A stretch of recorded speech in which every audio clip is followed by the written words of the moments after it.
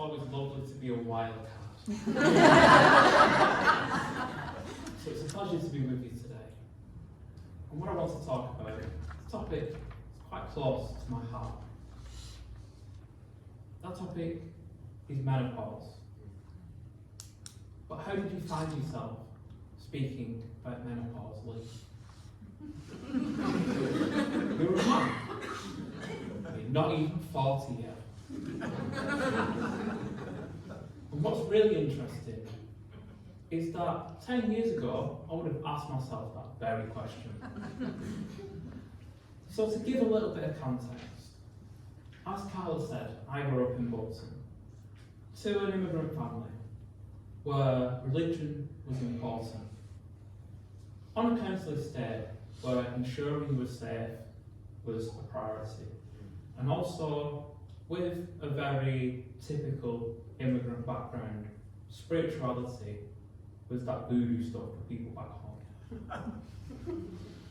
So, growing up, I was very firmly placed in what I would describe as the man box.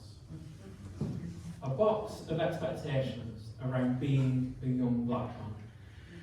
Did I fit all of those expectations? Not always, but I certainly felt fragile when I decided to take a step out and explore the lovely fluidity that exists outside of the boxes that we're so often placed in. I was the first one in my extended family to university that was seen as something of an achievement, but it was also a lot of pressure. That pressure told in its own set of challenges why I ended up dropping out of university. But alas, I re-enrolled after a year and graduated. And my parents took me to Burton's to get my first work suit. Off into the corporate world I went, only to be spat out in the 2008 recession. Such a shame. I look back now and think certain things happen for you, not to you. I ended up building a tech business, as so many young people aspire to, but 15 years ago, everyone thought it was stupid. I was told by someone that I was black, young, and had a bit of an attitude problem. But what I actually did is, over 5 years, managed to build a successful business. The challenge with that is, the industries that I worked in, being one of 3 brothers, I spent a lot of time in masculine normative environments. Everything was about being a boy and being a man. And it wasn't until 10 years ago, this July, that my life changed in a big way. Over the course of a weekend, my immune system failed. And all of a sudden, I couldn't move. I found myself in a hospital bed, not able to do the simple things for myself, like feeding myself, showering myself, going to the toilet. What happens in that situation? All of a sudden, all those structures within your box of masculinity start to get washed away.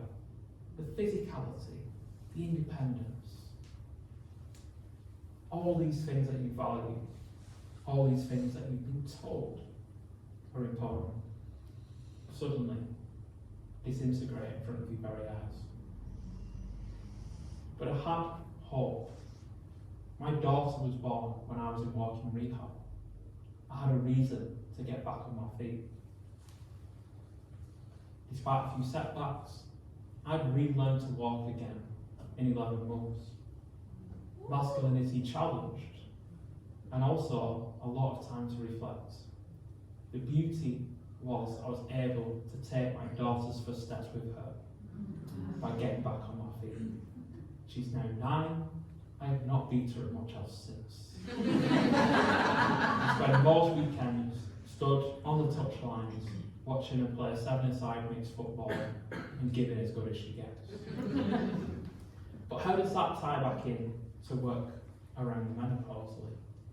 Well, I took an interesting decision after recovery. I stepped out of my business and decided to become a stay-at-home father. 3.5 years of joy with 2 toddlers the negotiation skills I gained, the patience, the communication. It's made me a fundamentally more rounded human being. And for this society we live in that doesn't value caregiving, oh boy, how wrong it actually is. But in that time, I suddenly found myself surrounded by mothers and grandmothers. I started to hear stories.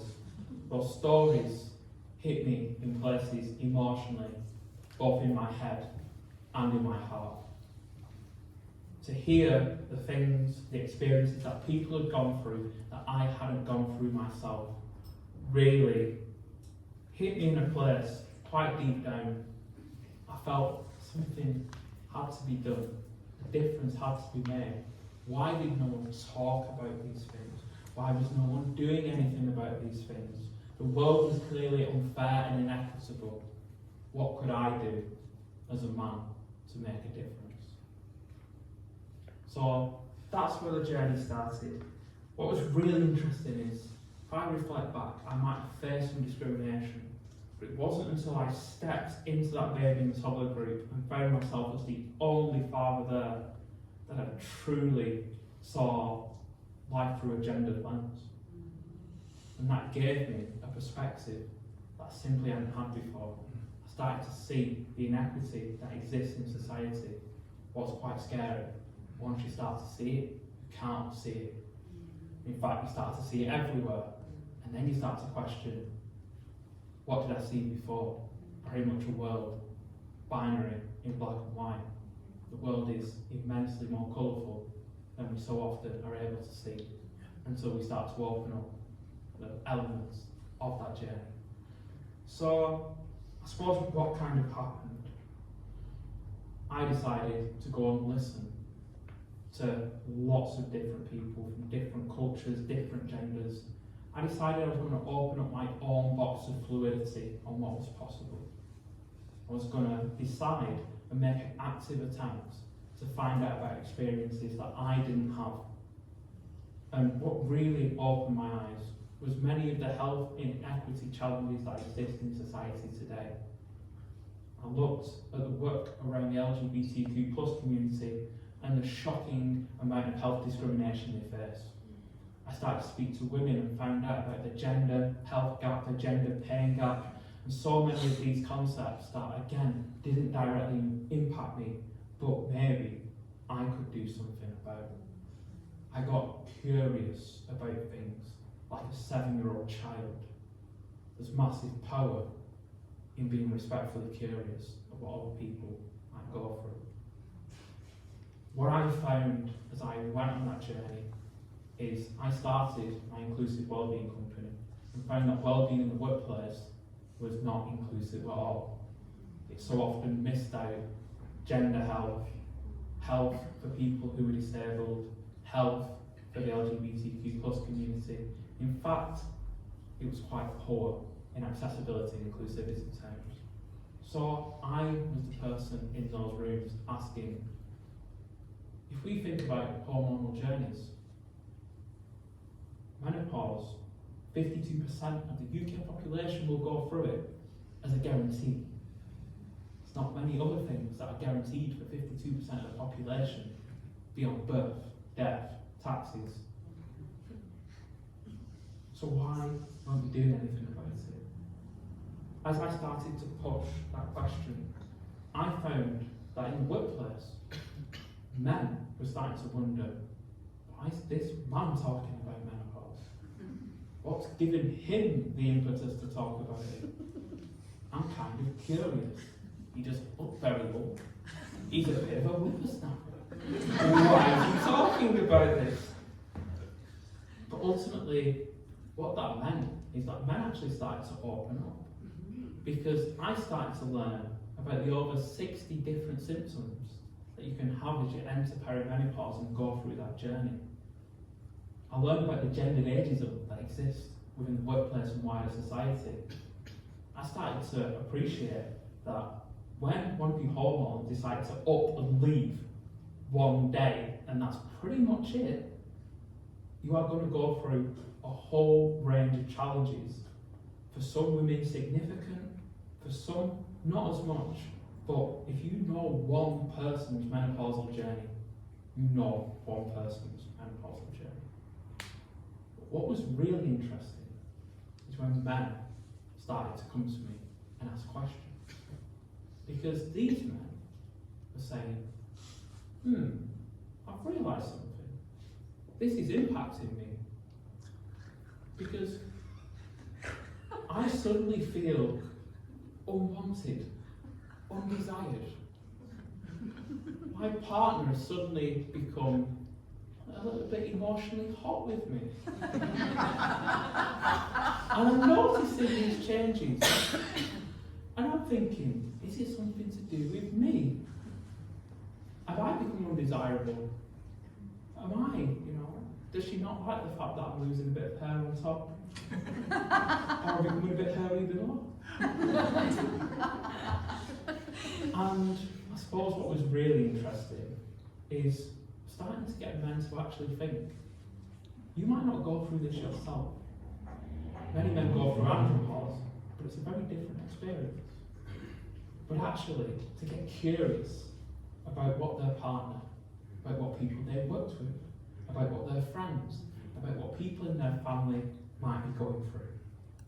And that curiosity actually got them to start to think, what can I do to actually bring us closer together rather than letting the challenges cause us to drift apart? And I've got many stories of men who've gone on this journey and realised that actually by exploring what is possible rather than lamenting what isn't possible from a sexual and intimacy perspective, starting to actually support her on her journey, going to that appointment so she's listened to more, actually going and thinking, how can I be of support, makes a difference. And actually how through sometimes real adversity, because let's be honest, hormonal journeys have been ridiculously taboo in society.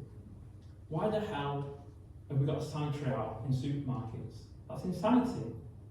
But ultimately, when men embrace hormonal journeys, they're actually able to explore how they can come together and be of support.